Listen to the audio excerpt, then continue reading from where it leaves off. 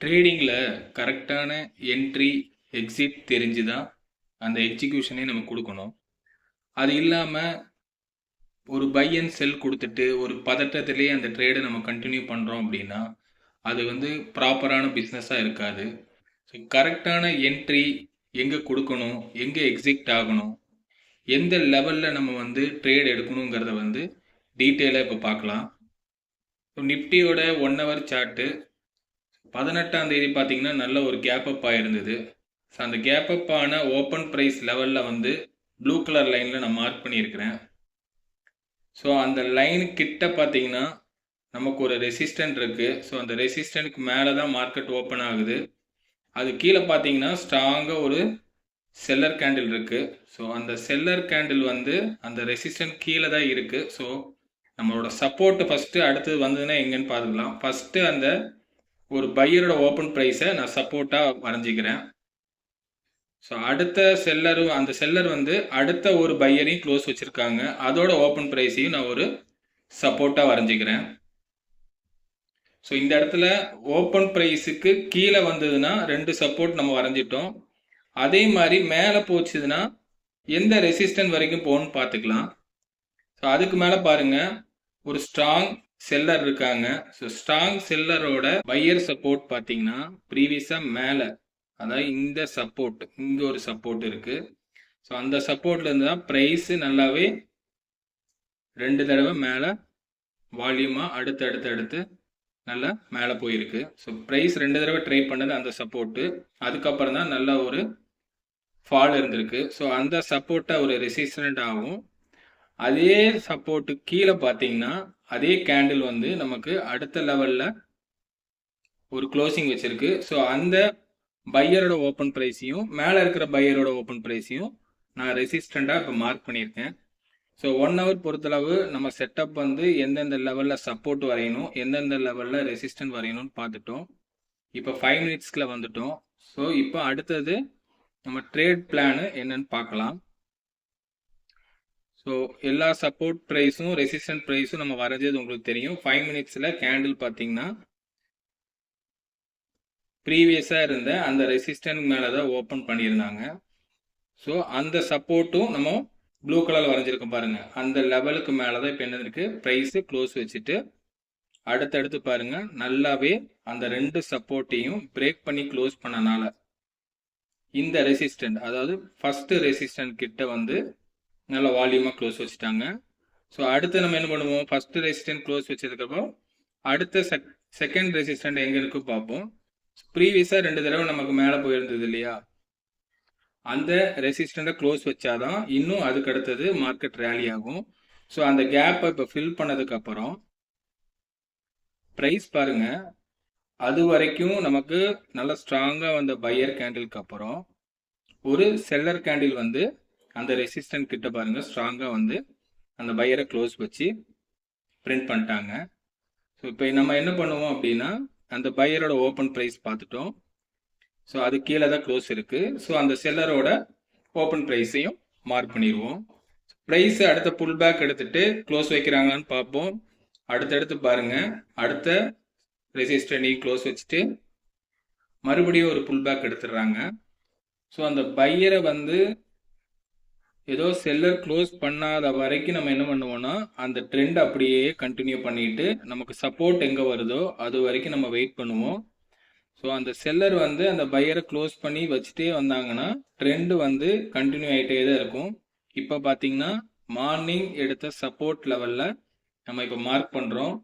So morning ஒரு seller open ப்ரைஸை pier open price close பண்ண இடத்துல இப்போ ட்ரேட் ஆகிட்டு இருக்கு. ஸோ 15 மினிட்ஸ் அந்த இடத்துல மறுபடியும் புல் பேக் எடுக்கிறாங்க. ஸோ அந்த இடத்துல இருந்து நல்லாவே ஃபால் ஆகிட்டாங்க. ஸோ ப்ரீவியஸாக 1 ஹவர் இப்போ ஒன்று வரைஞ்சிருக்கோம் இல்லையா ஃபஸ்ட்டு சப்போர்ட்டாக. ஸோ அந்த ஃபஸ்ட் சப்போர்ட் லெவலை இப்போ க்ளோஸ் பண்ணி தான் என்ன பண்ணியிருக்காங்கன்னா மார்க்கெட் ட்ரேட் ஆகிட்டு இருக்கு. ஸோ அடுத்தது என்ன பண்ணணும்னா அடுத்த சப்போர்ட்டுக்கு வர்றதுக்கு ஒரு புல் பேக் எடுப்பாங்க. அந்த புல் பேக் எக்ஸாக்டாக அந்த ரெசிஸ்டன்ட் கிட்ட எடுத்துட்டு ஸோ மறுபடியும் அந்த சப்போர்ட்டை பிரேக் பண்ணிட்டாங்க. ஸோ இந்த சப்போர்ட்டை பிரேக் பண்ணிட்டாங்க அப்படின்னா நம்ம என்ன பண்ணுவோம், அந்த பையரோட ஓப்பன் ப்ரைஸை அந்த செல்லரோட ஓப்பன் ப்ரைஸ் கிட்ட வச்சு பார்ப்போம். ஸோ ப்ரீவியஸாக இருந்த சப்போர்ட்டுக்கு மேலே தான் க்ளோஸ் நடந்திருக்கு.